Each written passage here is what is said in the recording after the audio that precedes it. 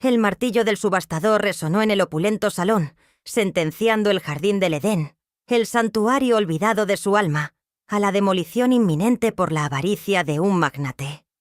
Pero cuando Helena, la jardinera despedida y humillada, alzó su mano temblorosa para la oferta final, no solo reveló una fortuna inimaginable que detendría el golpe, sino que aquel jardín, en ruinas para el mundo, era el mismísimo corazón de su linaje. Un secreto ancestral que guardaba la verdad de una injusticia que trascendía generaciones. Hola, mi querido amigo. Prepárate, porque hoy vamos a sumergirnos en una historia que te calará hasta los huesos, que te mostrará la belleza de la dignidad en medio de la miseria, y cómo, a veces, la justicia crece como una flor en el desierto más árido. Un susurro de tierra y vida que se convierte en un grito ensordecedor que desenmascara las verdades más crudas. Helena, con sus 30 años, arrastraba el peso de la desesperanza como el polen que se adhiere a las hojas secas, una presencia persistente en su modesto apartamento, que olía a tierra húmeda y a los sueños marchitos de su linaje. Sus manos, que para ella eran una extensión de su corazón y que antaño modelaban la tierra con la delicadeza de una caricia, empuñaban tijeras de podar con la audacia de un torbellino de hojas. Ahora estaban ásperas y agrietadas, no por la noble labor de la creación, sino por el jabón fuerte que usaba para limpiar las piscinas de mansiones ajenas, y por el constante roce de las herramientas oxidadas y olvidadas que encontraba en su búsqueda diaria de trabajo. Llevaba la misma ropa de siempre, un par de pantalones de mezclilla raídos en las rodillas y una camisa de algodón descolorido, que alguna vez fue verde vibrante, ahora adornada con manchas de barro seco y el polvo de días incontables, su uniforme para la batalla diaria. Sus botas de jardinería viejas, con agujeros estratégicamente cubiertos con cinta adhesiva y la suela casi desprendida, apenas ofrecían alguna protección contra el frío constante que se colaba por las rendijas de su ventana, obligándola a encogerse, a hacerse pequeña para sobrevivir el invierno que le congelaba los huesos. La luz, un bien escaso en aquel cubículo sombrío, apenas se atrevía a asomarse por el patio de luces, dejando su hogar en una penumbra perpetua, un reflejo melancólico de su propia existencia, de la vida que se le negaba a cada paso, a pesar de sus ilusiones. Y en su mente, la eterna pregunta, un eco constante que se repetía sin cesar. ¿De verdad vale la pena?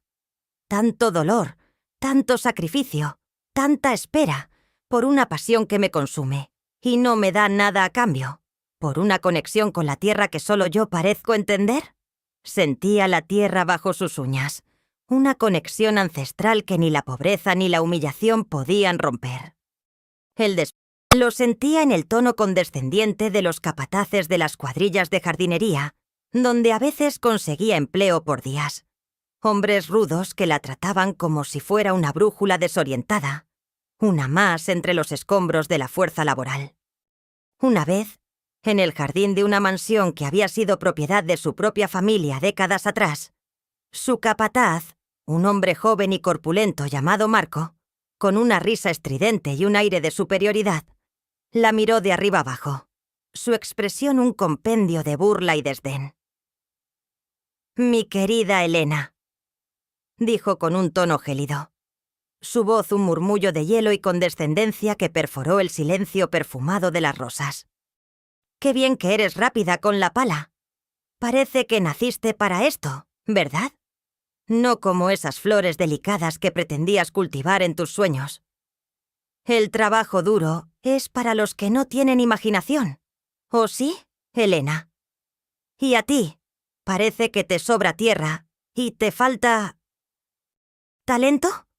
La frase, simple en apariencia, se clavó en el pecho de Helena con la fuerza de 1000 dagas heladas. Cada palabra un escozor, cada sílaba un recordatorio de su insignificancia a los ojos de ese mundo. Sintió como un rubor de vergüenza le subía por el cuello incendiándole el rostro. Sus manos, que intentaba mantener firmes sobre la pala, apretando con fuerza el mango de madera, temblaron ligeramente, traicionando la fragilidad de su aplomo.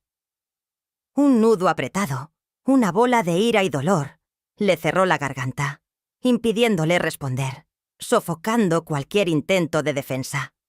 Las lágrimas, esas traicioneras gotas que amenazaban con desbordarse, se acumularon detrás de sus párpados, picándole los ojos con una intensidad dolorosa, una salinidad que quemaba.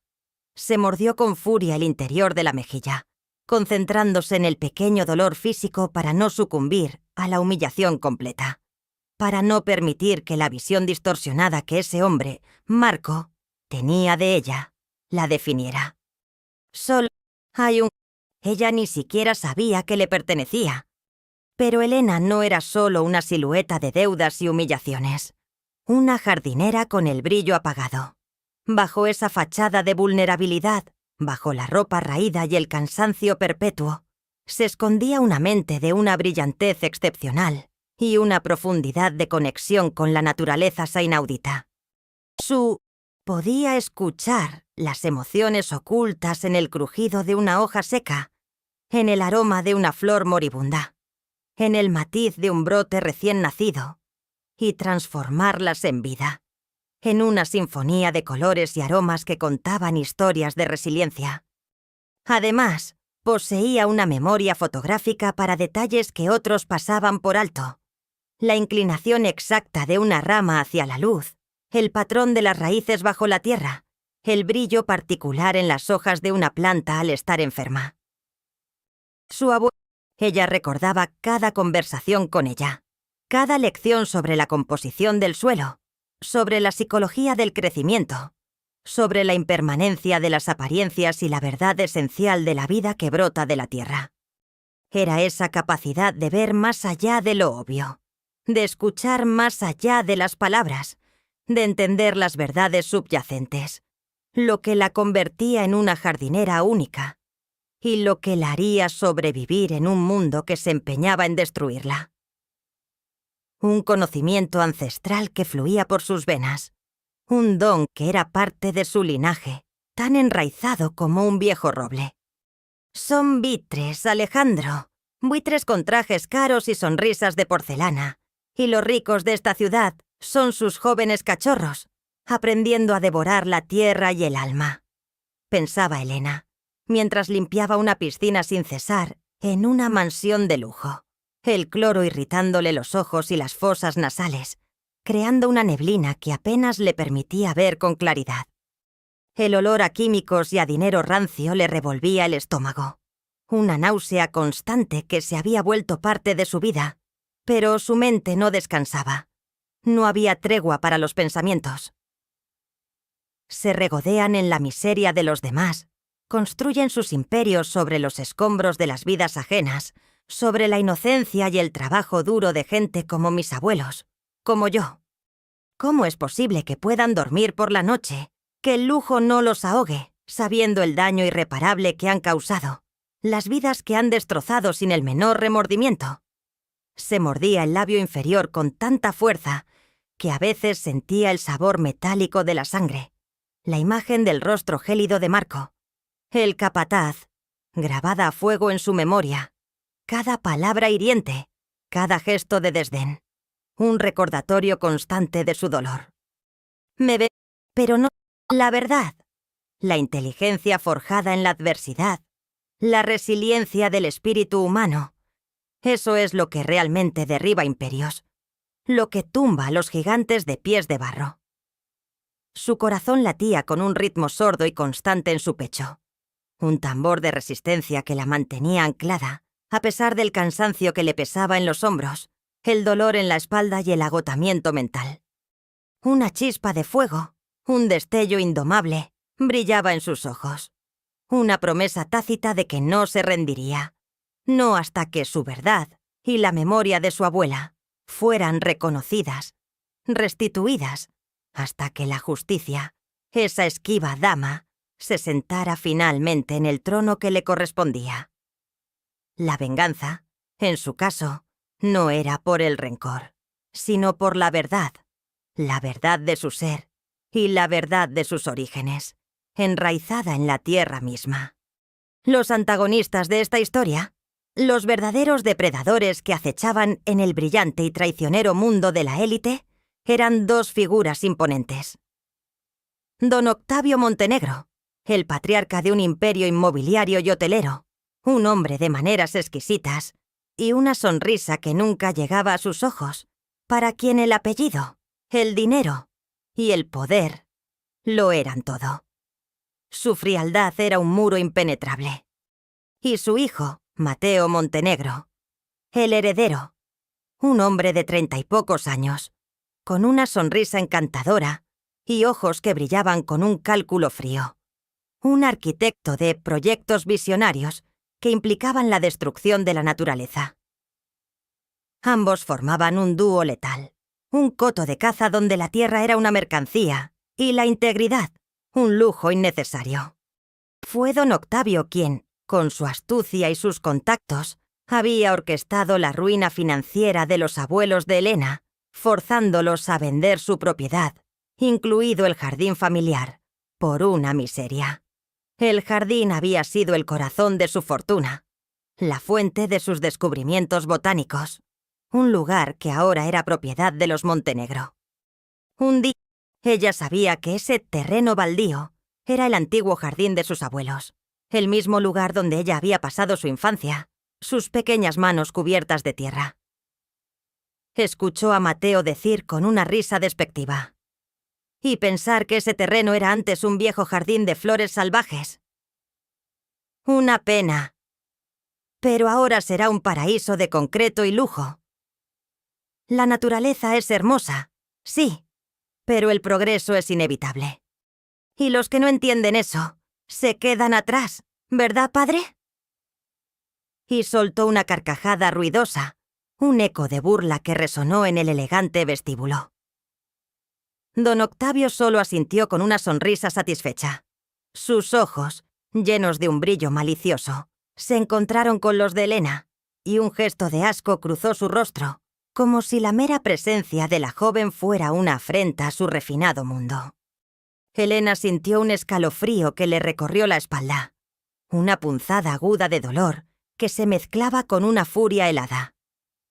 La humillación se le subió por el cuello, incendiándole las orejas. Sus manos, que sostenían con fuerza la red para limpiar la piscina, temblaron ligeramente, amenazando con caer al agua. Respiró hondo, intentando controlar la rabia que le hervía en las venas.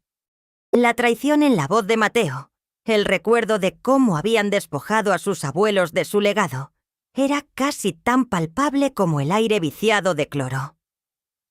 Quería gritar, quería romper algo, quería confrontarlos y decirles que su progreso era solo destrucción disfrazada de desarrollo. Pero se contuvo. Su silencio era su armadura. «Se ríen de mí ahora», pensaba Elena, su monólogo interno una sinfonía de desafío. «Creen que soy solo una pobre ignorante, una jardinera sin futuro.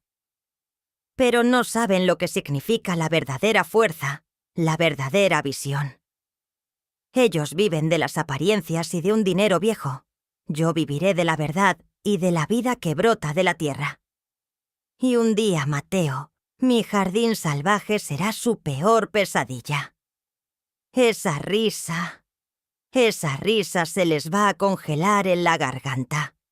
Y en la rutina diaria de Elena era una sinfonía de privaciones y de la lucha por la supervivencia. Un contraste brutal con el vibrante mundo de la naturaleza, al que ella pertenecía por derecho. Se levantaba antes del amanecer, cuando la ciudad aún dormía bajo un manto de neblina gris, y las calles estaban vacías de transeúntes. Solo los sonidos de los primeros pájaros rompiendo el silencio. El suelo helado de su pequeño estudio la recibía con una punzada en los pies descalzos. Una sensación tan familiar como el aire que respiraba. La ducha fría, un torrente helado que le recorría el cuerpo, era una tortura necesaria. Un shock que le ayudaba a despabilarse, a ignorar el constante zumbido del hambre en su estómago. Una protesta silenciosa que la acompañaba desde el despertar. Su desayuno era siempre el mismo, una ofrenda magra a la supervivencia. Un café aguado que apenas sabía a café, y un trozo de pan duro que masticaba con la lentitud de quien sabe que cada bocado es precioso. Raciones racionadas hasta el extremo para estirar lo poco que ganaba. Luego, la larga caminata hasta las mansiones donde limpiaba piscinas, sus viejas zapatillas arrastrándose por el pavimento, esquivando las miradas. El capataz, un hombre joven y ambicioso, que la había contratado por su desesperación, la trataba con una familiaridad despectiva, a menudo haciendo comentarios sobre su aspecto desaliñado o su falta de ambición. «Elena, ¿terminaste ya con la piscina? Parece una laguna, como si la hubieras descuidado con tus fantasías de jardinera. Ja, ja, ja». Le espetaba un día, su voz cargada de un tono que quería ser divertido, pero destilaba veneno. «Deberías alegrarte de tener trabajo, con esa pinta y sin conexiones. Nadie te contrataría, ¿sabes? Así que sonríe, chica, que el cliente no quiere ver caras largas. ¿Oíste?» Elena apretó los labios con tanta fuerza que sintió un ligero temblor en la mandíbula, sintiendo el calor de la vergüenza extenderse por su cuello y tiñéndole las mejillas de un rojo furioso. Se obligó a sonreír. Una mueca forzada que le dolía en el alma. Un esfuerzo supremo para no soltar las palabras que se agolpaban en su garganta. Cada palabra de desprecio, cada mirada condescendiente, cada vez que la hacían sentir invisible o la tildaban de sin talento, acumulaba en el alma de Elena una pesada capa de dolor, pero también una determinación feroz, un fuego silencioso que la impulsaba hacia adelante, un deseo ardiente de demostrarles que estaban equivocados.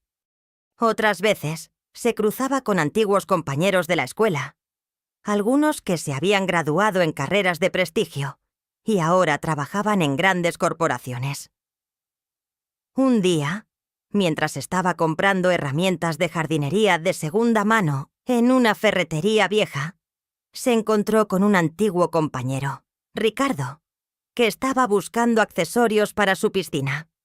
Ricardo la vio y sus ojos se abrieron con sorpresa, luego con un disgusto apenas disimulado. «Elena, santo cielo, ¿qué haces por aquí? ¿No te habías dedicado a otra cosa? ¿Te ves diferente?», dijo, su voz cargada de un tono que quería ser casual, pero destilaba lástima y desprecio, y una ligera aversión. No se atrevió a acercarse demasiado, como si el mero contacto con la pobreza pudiera contaminarlo. Elena sintió con una sonrisa tensa, su corazón latiéndole con fuerza en el pecho, sintiendo el escrutinio de sus ojos, la evaluación silenciosa que la reducía a nada. «La vida da muchas vueltas», respondió con voz ronca, una ironía que Ricardo no captaría. «Sí, ya veo», musitó Ricardo, y se alejó rápidamente, como si acabara de encontrarse con un fantasma. «Cada uno y el mundo entero verá quién es la verdadera creadora y quién es el verdadero destructor». Fue una mañana de primavera, con el sol tibio filtrándose por la ventana de su pequeño estudio, cuando la semilla del cambio se plantó de forma más concreta en la mente de Elena. Estaba leyendo un viejo diario de su abuela, un cuaderno con tapas de cuero gastadas que olía a tierra y lavanda. Entre páginas llenas de dibujos botánicos y notas sobre especies raras, encontró una entrada que la paralizó. Su abuela, en su juventud, había investigado una flor endémica y casi extinta, la flor de luna, que se creía que solo crecía en un tipo específico de suelo y condiciones microclimáticas. La entrada final decía: «La flor de luna solo puede florecer en el jardín de nuestro linaje. Es su hogar. La verdad de su ubicación está oculta en los patrones de la fuente de los 4 vientos, al centro del jardín. Pero la flor de luna no da sus semillas a cualquiera, solo a un corazón puro». Elena se levantó de un salto. Una energía inusitada la recorrió. Recordó la propiedad de sus abuelos, el terreno baldío, donde los Montenegro planeaban construir. Ese jardín, el jardín de su linaje. La fuente de los 4 vientos era una fuente de piedra antigua que sus abuelos habían construido en el centro del jardín, donde ella solía jugar de niña. Los patrones de la fuente. ¿Qué significaba? La idea comenzó a crecer en su mente, no solo como una solución personal, sino como una misión. La flor de luna era un símbolo, un tesoro botánico invaluable. Si existía, si ella podía hacerla florecer, sería la prueba irrefutable de la verdadera riqueza de ese jardín, de su valor ecológico y, lo más importante, de su conexión con el legado de su familia. La flor de luna. Repetía Elena en voz alta, las palabras de su abuela resonando en su mente. Ellos solo ven tierra y dinero. Yo veo vida y herencia. Se rieron de mi conexión con la naturaleza. Me llamaron sin talento. Pero yo no estaba equivocada. ¿Y si mi conexión con el jardín fuera la clave para su salvación? ¿Qué pasaría si el terreno baldío que ellos despreciaron se convirtiera en un paraíso invaluable? ¿Se tragarían su orgullo? ¿Reconocerían el verdadero valor de la tierra? El simple pensamiento le dio un escalofrío de anticipación. La incredulidad se mezclaba con una determinación fría como el acero.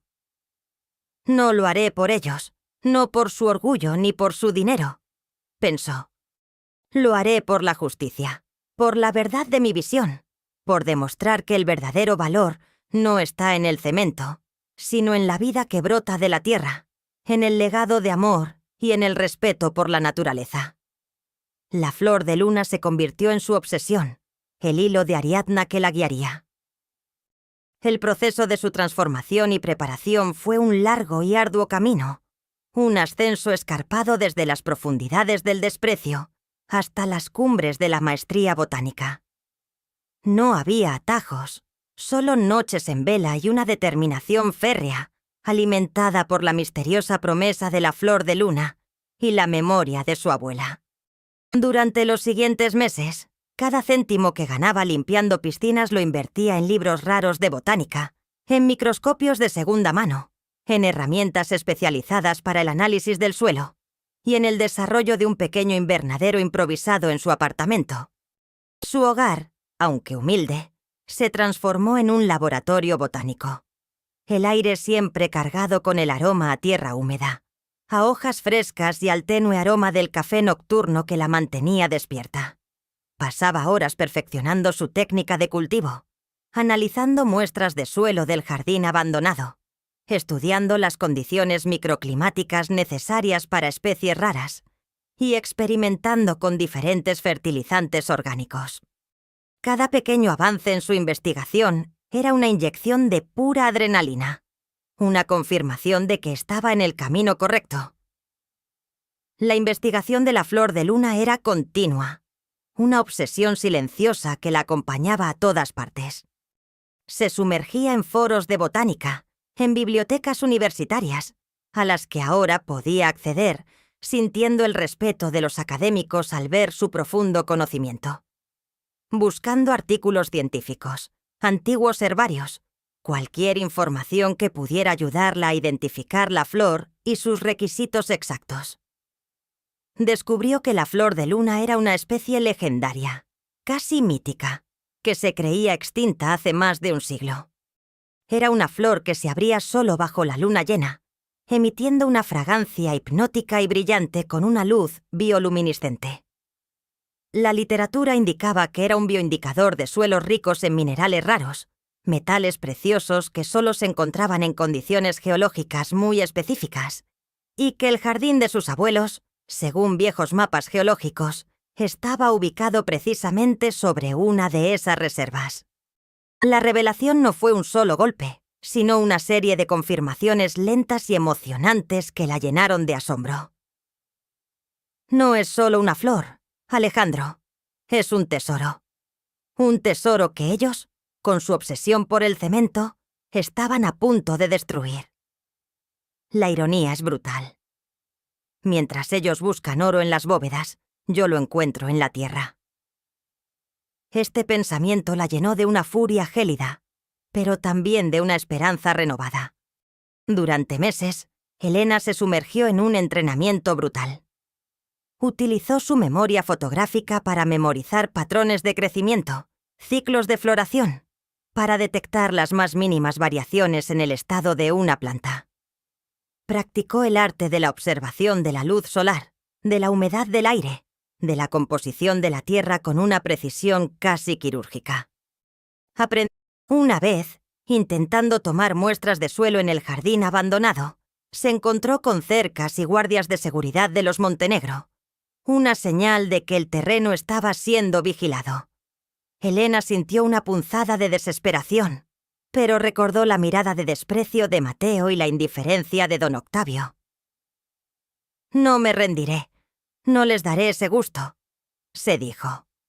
Pasó horas aprendiendo a sortear sistemas de seguridad, a moverse en las sombras, a ser invisible en el terreno de sus abuelos. Fue agotador, frustrante.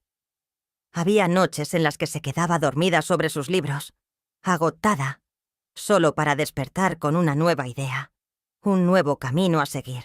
Otro contratiempo fue la dificultad para acceder al centro exacto del jardín, donde se suponía que estaba la fuente de los 4 vientos. El lugar estaba cubierto por años de maleza, escombros y basura, una jungla impenetrable. Necesitaba un empujón, ayuda para despejar el camino. Tuvo que usar sus pocos ahorros y la ayuda discreta de don Emilio para alquilar pequeñas herramientas y materiales. El riesgo era inmenso, el miedo a ser descubierta era constante. Pero, justo cuando estaba a punto de perder la fe, una comunidad de botánicos locales, que habían oído hablar de su inusual conocimiento y su pasión, le ofreció su ayuda desinteresada, atraídos por la pureza de su dedicación. Con su ayuda, y la de un viejo jardinero que recordaba el antiguo esplendor del jardín, lograron despejar un camino hasta la fuente. Fue un trabajo agotador, bajo el sol implacable, pero la visión de la fuente, medio enterrada pero aún majestuosa, la llenó de una nueva esperanza. La frustración era constante, sí, pero cada vez que superaba un obstáculo, su confianza crecía.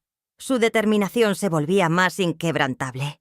Su entrenamiento no era solo técnico, era mental, emocional. Aprendió a manejar la soledad, la presión, la incertidumbre. Se convirtió en una estratega no solo de la botánica, sino de su propia supervivencia.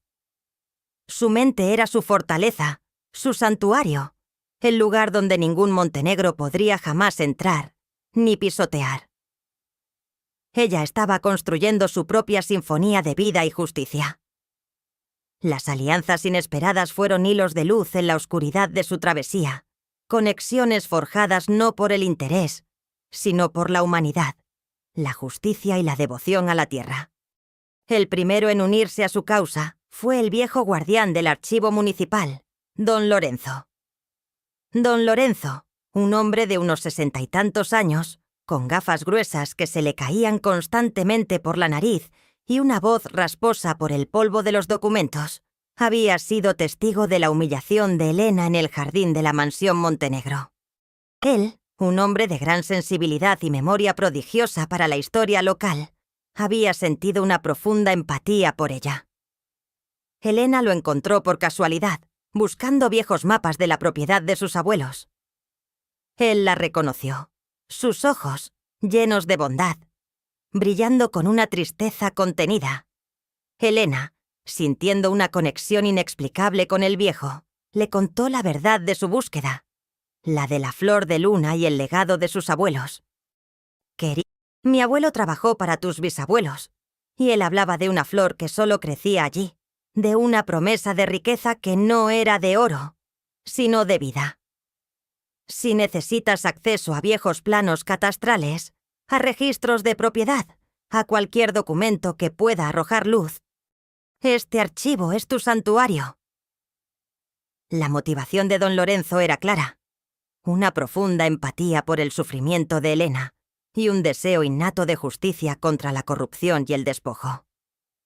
Él fue quien le dio acceso a los archivos digitales del municipio, a bases de datos de investigación, quien la cubrió en el archivo para que pudiera pasar horas investigando sin ser notada. Le proporcionó copias de los planos originales del jardín, donde estaba marcada la fuente de los 4 vientos, y también copias de los títulos de propiedad de sus abuelos y los contratos de venta forzada, donde se veían las irregularidades. Sus conversaciones eran extensas, no solo sobre la búsqueda de información, sino sobre la vida, sobre el dolor de la pérdida, sobre la resiliencia del espíritu humano.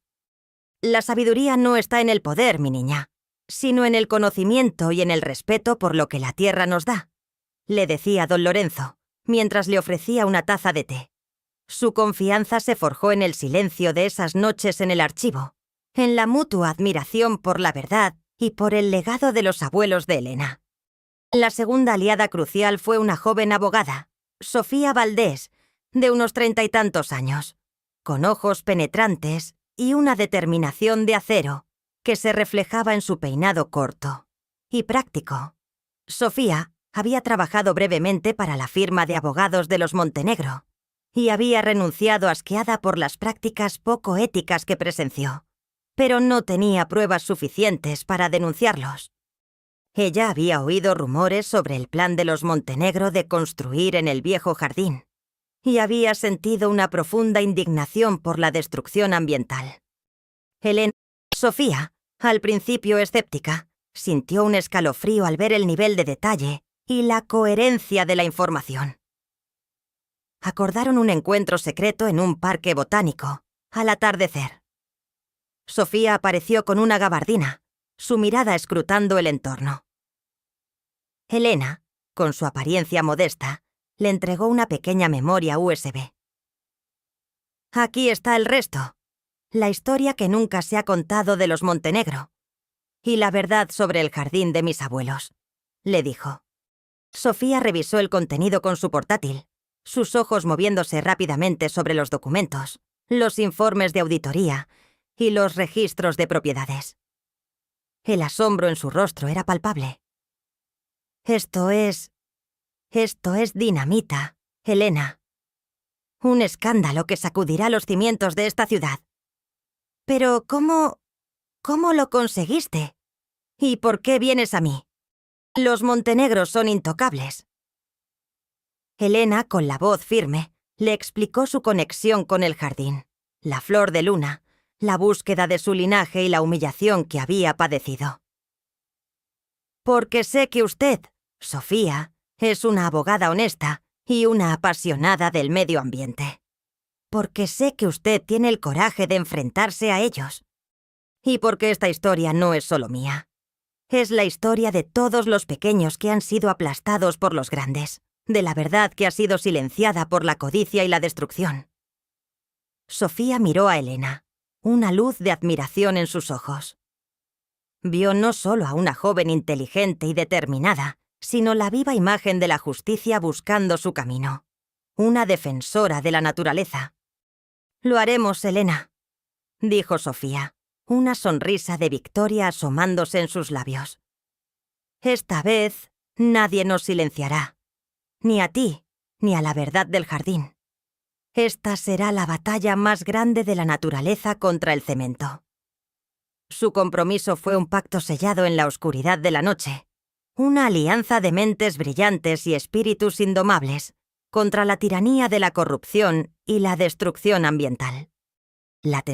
Pequeñas filtraciones anónimas, orquestadas por Sofía y Elena, comenzaron a aparecer en blogs de noticias locales y foros de inversión y ambientalismo, cuestionando la viabilidad ambiental de sus proyectos inmobiliarios o insinuando irregularidades financieras y legales en la adquisición de terrenos. Eran ataques sutiles, casi imperceptibles para el gran público, pero que irritaban a don Octavio y a Mateo. Su orgullo les impedía admitir que el problema era su falta de ética y su miopía. Comenzaron a presionar a sus contactos en los medios, a lanzar campañas de desprestigio contra cualquier voz disidente, a buscar chivos expiatorios. La paranoia se instaló en el opulento palacete familiar. Un día, don Octavio y Mateo, impecables y sonrientes, presentaban maquetas y gráficos de su complejo de lujo. Su sonrisa falsa era un esfuerzo visible. En un momento dado, Mateo Montenegro se acercó a la mesa de prensa donde Elena estaba de pie. Sus ojos se fijaron en los de ella, y por un instante, una extraña sensación de reconocimiento, de inquietud, cruzó su rostro. El brillo en los ojos de Elena, la serena confianza a pesar de su discreta presencia, desarmó a Mateo por un segundo. «Tenga cuidado, señor», le dijo Elena con una voz suave, casi imperceptible, pero cargada de significado. «La tierra siempre habla, tarde o temprano». Mateo frunció el ceño, molesto por el comentario, pero lo ignoró, atribuyéndolo a la insolencia de una simple asistente. Monólogo interno de Elena. Está acorralado. Lo veo en sus ojos. Esa fachada de seguridad se está resquebrajando. Mis palabras son solo un susurro, pero la verdad de lo que estoy revelando, de lo que está brotando de la tierra, será un estruendo que hará temblar sus cimientos. La arrogancia es el velo más grueso que no les permite ver su propia vulnerabilidad. Lo está sintiendo, aunque no sabe por qué. Se cree el dueño del mundo, pero solo es un destructor ciego. El calor de la rabia contenida, la satisfacción silenciosa, le recorrió las venas. Sabía que la presión estaba haciendo efecto. Otra confrontación ocurrió una semana después. Don Octavio, siempre preocupado por las apariencias y desesperado por restaurar la imagen familiar, organizó una cena privada para reafirmar la solidez de los Montenegro ante un selecto grupo de inversores. Elena y Sofía, con una estrategia elaborada, lograron infiltrarse en la cocina del evento, bajo la fachada de un nuevo servicio de catering, esta vez con la ayuda de un chef amigo de don Lorenzo. Don Octavio, impecable en su vestuario, pasó por la cocina para supervisar, y sus ojos se posaron en Elena. Su mirada gélida se detuvo en ella, y una expresión de profundo desagrado cruzó su rostro. ¡Ay, Dios mío! ¿No pudieron encontrar a alguien más presentable para el catering? Parece que el dinero no les alcanza ni para contratar personal decente. Siseó, sus palabras cargadas de un desprecio tan denso que casi se podía tocar. Asegúrense de que todo esté limpio, ¿oíste? No quiero que mis invitados se contagien de nada, ni de nada de esa suciedad que traen de las calles. Elena, con una máscara de impasibilidad, solo asintió. Pero por dentro, su mente ardía. Monólogo interno de Elena. Aún me ve como basura, Octavio. Aún creen que su dinero los protege de todo. No tienen idea de la ironía que se cierne sobre sus cabezas. Se preocupan por las bacterias en la comida, pero no ven la podredumbre que corroe su propio imperio. Cada una de sus palabras me recuerda por qué hago esto. No es solo por mí, es por la verdad, por la justicia que les negaron a tantos, incluyéndome. Y por la tierra que profanan. La tensión en la cocina era palpable. Un campo de batalla silencioso donde las palabras eran armas.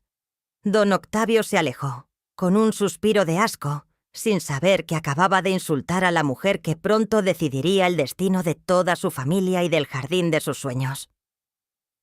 El tiempo se agotaba. El jardín estaba a punto de florecer. El clímax explosivo, la revelación central y la vindicación. La sala de subastas de la prestigiosa Casa Belvedere, un templo de jade y mármol pulido, estaba atiborrada. Cientos de los más influyentes magnates, inversores y coleccionistas de bienes raíces de la ciudad se habían congregado. La iluminación, cuidadosamente diseñada, bañaba el atril y las pantallas con un brillo impoluto, creando una atmósfera de solemnidad y expectación. El objeto de la puja de aquella tarde era la venta del antiguo jardín del Edén, el terreno de los abuelos de Elena, ahora un solar estratégico que los Montenegro habían puesto a subasta antes de demolerlo para construir su complejo de apartamentos de lujo. La venta era una formalidad, una manera de consolidar su control antes de iniciar las obras. Don Octavio Montenegro y Mateo Montenegro estaban sentados en la primera fila, con sonrisas de suficiencia grabadas en sus rostros, rodeados de sus abogados y asesores, seguros de que nadie osaría desafiar su poder. El ambiente era de expectación complaciente, el aire viciado con el aroma a perfumes caros y la promesa tácita de millones. Nadie, absolutamente nadie, podía prever el cataclismo que estaba a punto de desatarse. El subastador, un hombre corpulento de voz potente y gestos precisos, golpeó su martillo. Y ahora, damas y caballeros, el lote número 42, la propiedad del antiguo Jardín del Edén, un terreno privilegiado en la zona de mayor expansión de la ciudad. Comenzamos la puja en $100 millones. Varias paletas se alzaron rápidamente, subiendo el precio en incrementos de millones. Mateo Montenegro levantó su paleta con desdén. 250 millones. Una risa ahogada recorrió la sala. La venta parecía un hecho. 250 millones a la derecha. ¿Alguna oferta mayor? El silencio se hizo pesado, roto solo por el murmullo expectante. Justo cuando el subastador iba a dar el último golpe de martillo, una mano se alzó al fondo de la sala, con una lentitud deliberada, casi ceremonial. Era Elena. Pero no era la Elena desaliñada, ni la joven cansada que limpiaba piscinas. Llevaba un traje de lino de color tierra, de corte impecable, sobrio pero elegante, que se ajustaba a su figura con una perfección que revelaba su estatura y su porte. Su presencia en aquel lugar, su sola existencia allí, era una anomalía que los Montenegro no podían comprender. Don Octavio se irguió de golpe. Sus ojos, antes nublados por el triunfo, se abrieron de par en par con incredulidad. Su mandíbula se desencajó, sus labios temblaron, intentando pronunciar un nombre que se le negaba. Mateo, al verla, soltó un jadeo ahogado. Su rostro se volvió blanco como la cera. La sangre abandonó su tez, dejándolo lívido como un cadáver. Sus ojos, antes llenos de pánico, ahora reflejaban un terror abyecto, una comprensión dolorosa. Los miembros del consejo y los inversores, al principio, miraron a la recién llegada con curiosidad, luego con el ceño fruncido, hasta que uno de ellos, que había estado siguiendo las filtraciones de Sofía Valdés, balbuceó con la voz rota. Es Elena Rossi, la jardinera que investiga los problemas de los Montenegro. $300 millones. La voz de Elena, clara y resonante, cortó el aire como un cristal. Un murmullo de asombro recorrió la sala. El nombre de Elena Rossi, la jardinera desempleada, la sin talento, era ya una anomalía en aquel lugar. 300 millones a la dama del fondo. ¿Alguna oferta mayor? La mirada de Mateo se encontró con la de Elena, y por primera vez, el reconocimiento la golpeó. Su sonrisa condescendiente se desvaneció, reemplazada por una expresión de horror. Don Octavio, con la edad, tardó un poco más, pero la luz en los ojos de Elena, la forma en que se erguía, el nombre del jardín en subasta, una pieza encajó en el rompecabezas. Su rostro se volvió ceniciento, sus labios temblaron, y un sudor frío comenzó a correr por su frente. Los recuerdos de los abuelos de Elena, los dueños originales del jardín, los que habían sido despojados, lo asaltaron. Un fantasma en la sala. ¡350 millones! Gritó Mateo con una voz tensa, intentando recuperar el control. su furia descontrolada asomando. «Esa mujer no tiene ese dinero. Es una indigente. Es la nieta de esos viejos locos. Debe haber un error». Su voz era un grito agudo de desesperación y negación. Don Octavio intentó interponerse, balbuceando. «Silencio, Mateo. No digas tonterías».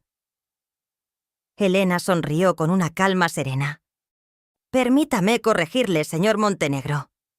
Su voz era un látigo de seda, pero sin odio, solo la fuerza de la verdad. La nieta de esos viejos locos no solo tiene ese dinero, sino que además tengo algo más para usted.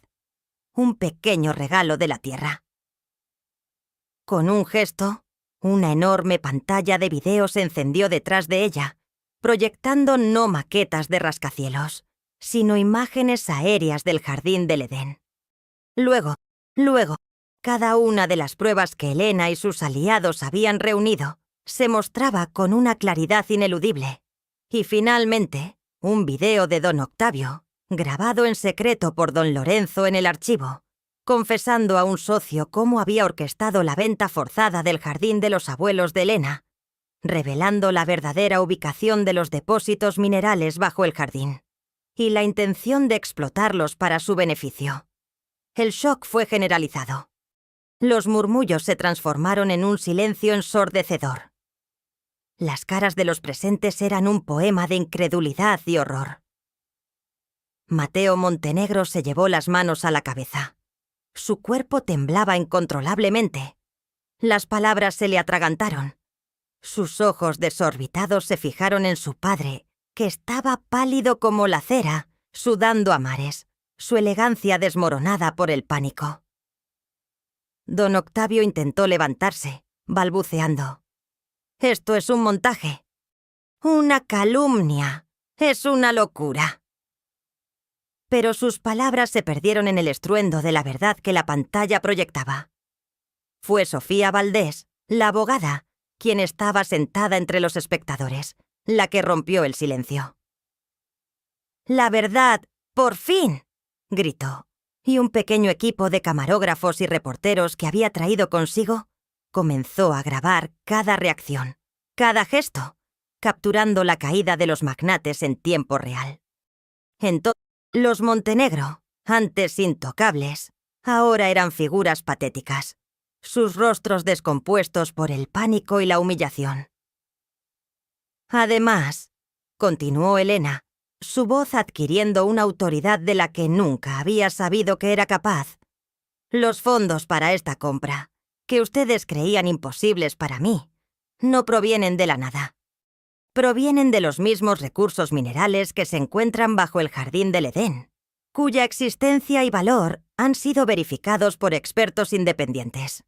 Un tesoro que sus abuelos protegieron y cuya ubicación se reveló con la flor de luna. Una pequeña ironía, ¿no creen? Que el dinero para comprar lo que ustedes intentaron destruir venga de la misma tierra que profanaron, y que la verdad de ese tesoro solo pudiera ser revelada por mi linaje». Justo en ese momento, las puertas de la sala se abrieron de par en par, y entraron agentes de la Policía Judicial y de la Fiscalía, flanqueados por don Lorenzo, que mantenía la barbilla alta y una sonrisa orgullosa, y un equipo de abogados que habían estado trabajando con Elena y Sofía. «Don Octavio Montenegro, Mateo Montenegro», anunció el jefe de policía, su voz grave. «Están arrestados bajo cargos de fraude inmobiliario, malversación de fondos, evasión fiscal y destrucción ambiental. Tienen derecho a permanecer en silencio». Las esposas tintinearon. Un sonido brutal que selló el destino de los Montenegro. Mateo intentó resistirse, clamando inocencia, pero fue sometido con firmeza, su rostro contorsionado por la ira y el terror. Don Octavio se desmoronó en su silla, sollozando, su impecable imagen destrozada. Elena observó la escena con una quietud serena. La vindicación, que había tardado décadas en llegar, era más dulce de lo que había imaginado. No había regocijo malicioso en su rostro, solo una profunda satisfacción, la paz de la justicia cumplida y la amarga certeza de que el verdadero valor nunca estuvo en el oro del papel, sino en la vida que brota de la tierra. La caída de los Montenegro fue estruendosa, un derrumbe que resonó en cada titular de prensa, en cada noticiero, en cada conversación de la alta sociedad y el mundo de los negocios. El mundo que los había reverenciado, que había envidiado su influencia y su fortuna, ahora los repudiaba con vehemencia, con un asco casi palpable que se extendía por cada mansión y cada club exclusivo. Las ramificaciones legales fueron inmensas, complejas, extendiéndose por múltiples jurisdicciones. Sus cuentas bancarias en paraísos fiscales fueron congeladas, sus propiedades embargadas, sus vastas inversiones liquidadas para pagar las masivas multas y las compensaciones a los pequeños propietarios estafados y a las comunidades afectadas por sus proyectos fraudulentos y destructivos. Los juicios fueron largos y mediáticos, revelando capa tras capa la inmensa red de corrupción que habían tejido durante décadas, las vidas de personas que habían destrozado a su paso, las empresas que habían hundido para su propio beneficio ilícito, la tierra que habían profanado sin piedad. Don Octavio Montenegro, el otrora intocable patriarca, fue sentenciado a una larga pena de prisión, su destino sellado en una celda fría y solitaria, una realidad brutalmente alejada de la vida de lujos obscenos y poder absoluto a la que estaba acostumbrado. Don Lorenzo, el guardián del archivo, se había asegurado de que los detalles de su vida en la cárcel fueran de conocimiento público. La degradación de un hombre que se creía por encima de todo, ahora reducido a un número, su dignidad aplastada. Mateo Montenegro, el hijo y heredero, incapaz de soportar la vergüenza y el confinamiento, sucumbió a una profunda depresión en prisión, convirtiéndose en una sombra de lo que fue. Su vanidad, su arrogancia, se desvanecieron, dejando solo un cascarón vacío de un hombre roto. La empresa Montenegro Holdings fue liquidada y sus activos subastados, un recordatorio tangible de su caída y de la ironía del destino. El triunfo de Elena Rossi, en cambio, fue resplandeciente, un renacer épico que conmovió a la nación, y de forma más sutil, al mundo entero. De la noche a la mañana, la jardinera desempleada se convirtió en un símbolo viviente de resiliencia, de justicia implacable y de que la verdad, cuando se nutre de la autenticidad y la perseverancia, siempre encuentra su camino hacia la luz. Elena no buscó el poder o la riqueza por sí mismos. Con la fortuna que había recuperado de su linaje y la compensación que recibió, que era sustanciosa, fundó una nueva organización, la Fundación Jardín del Edén, dedicada a la restauración de ecosistemas dañados, la protección de especies en peligro y la educación ambiental para niños de bajos recursos, donde se priorizaba la conexión con la naturaleza y la integridad por encima de la explotación. Su primera acción fue restaurar completamente el antiguo Jardín del Edén, transformándolo en un santuario botánico abierto al público, un tributo viviente a la visión de sus abuelos y un hogar para la renacida flor de luna. El impacto en su familia, la que ella había elegido, fue inmediato y profundamente sanador. Don Lorenzo, el viejo guardián del archivo, fue nombrado director honorario del Consejo de la Fundación y curador principal del Jardín del Edén, y se le construyó una pequeña casa de piedra dentro del jardín, donde pasó sus últimos años rodeado de la belleza que tanto amaba, un espacio digno de su sabiduría. Sofía Valdés, la abogada, fue nombrada directora legal de la Fundación y de la organización que se creó para apoyar a las víctimas de la destrucción ambiental. Su talento y ética reconocidos y recompensados, trabajando codo a codo con Elena en cada nuevo proyecto de impacto social y ecológico. Ella se convirtió en su confidente, su hermana de alma, la persona que comprendía su visión más allá de las palabras. La sanación emocional de Elena fue gradual. La rabia se transformó en una calma profunda, la desesperación en una determinación serena. Su riqueza, ahora inmensa, no la corrompió. Al contrario, la utilizó como una herramienta para el bien. La filantropía se convirtió en su nueva pasión, la expresión más pura de su triunfo y de su deseo de justicia social. Utilizó su fortuna para crear no solo la fundación y el jardín, sino programas de becas para jóvenes botánicos talentosos que no podían pagar sus estudios, talleres de jardinería orgánica gratuitos en barrios marginados y programas de terapia natural para personas traumatizadas. Quería que nadie más experimentara el tipo de invisibilidad, de humillación, de desesperanza que ella misma había padecido, ni que el talento se perdiera por falta de oportunidades o por la codicia de otros. Su nuevo estudio, ubicado en una hermosa casa de cristal dentro del jardín del Edén, era un espacio luminoso y amplio, con vistas panorámicas de la naturaleza que ella estaba ayudando a restaurar. Un lugar donde el aire olía a vida y a esperanza. En su mesa de trabajo no había figuras de lujo, sino bocetos de nuevos paisajes, diagramas de ecosistemas innovadores y fotografías de los niños de los barrios que ahora encontraban en el jardín una vía de escape y un lugar para aprender sobre la belleza del mundo. Su paz interior era palpable, una calma profunda que solo se logra después de haber superado la adversidad más extrema y haber encontrado el propósito verdadero más allá de la venganza personal. Hubo reencuentros significativos, momentos cargados de simbolismo y matices emocionales. Un día, Elena se encontró con Marco, el capataz que la había humillado, en una de las jornadas de voluntariado en el Jardín del Edén. Marco, que había perdido su empleo tras la caída de los Montenegro y estaba desempleado, la reconoció al instante. Al ver a la Elena transformada, una mujer de poder y elegancia, sus ojos se abrieron con una mezcla de incredulidad y una vergüenza tan profunda que le tiñó las mejillas de un rojo intenso, casi doloroso.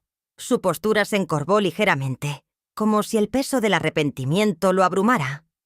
Intentó evitar su mirada, de esconderse entre la multitud, pero Elena se acercó con una sonrisa amable y una mirada que no contenía reproche, solo un entendimiento profundo.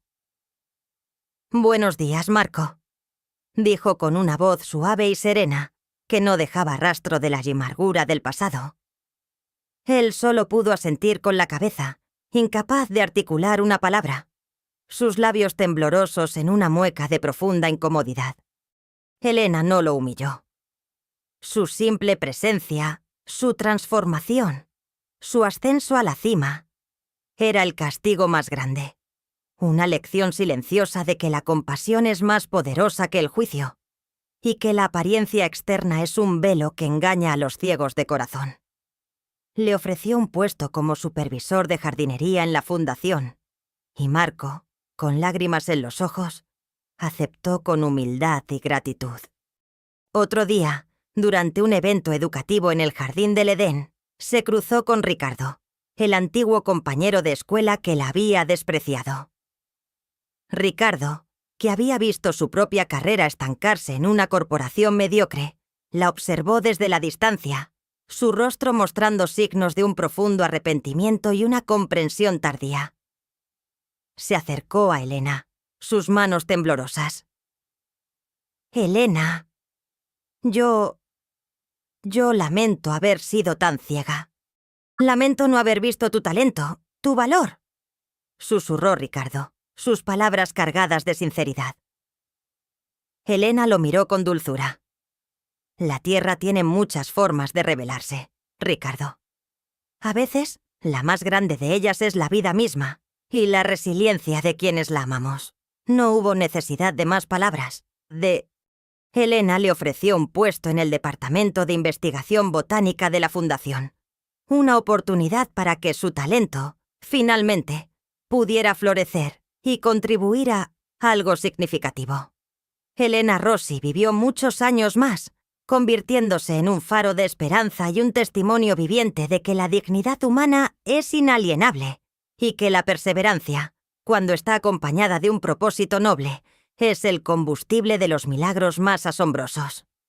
Su historia se convirtió en una leyenda, contada en universidades, en conservatorios botánicos y en foros internacionales. Un eco que recordaba que la verdadera valía de una persona no reside en el brillo de sus posesiones, ni en el grosor de su cuenta bancaria, ni en el juicio de los demás, sino en la fortaleza inquebrantable de su espíritu y la pureza de su corazón, en la capacidad de levantarse de las cenizas y construir un mundo mejor. El mensaje imperecedero que legó al mundo fue claro. Mi querido amigo, nunca subestimes a nadie.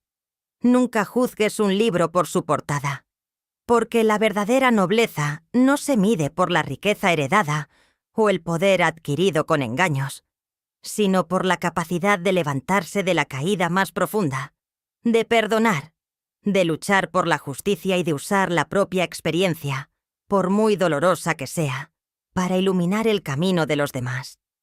Su vida fue un testamento de que, incluso en la oscuridad más profunda, la luz de la verdad, de la compasión y del genio subestimado, siempre, siempre, encontrará un camino para brillar. Y así, la mujer que fue invisible se convirtió en una luz que guió a generaciones, demostrando que la verdadera fortuna no está en el oro, sino en la vida, en la construcción de sueños con cimientos sólidos de ética, y en la inquebrantable búsqueda de la justicia. Su memoria, y la de su historia, perduraría por los siglos, un susurro de esperanza en cada rincón olvidado del mundo, recordándonos que el valor real de una persona no reside en el tamaño de su cuenta bancaria o en el lustre de su apellido, sino en la indomable resiliencia de su espíritu y en la profunda humanidad que anida en su corazón. La verdadera grandeza, al final, siempre se revela. No importa cuántas capas de polvo y olvido intenten ocultarla de los ojos de aquellos que solo ven lo superficial.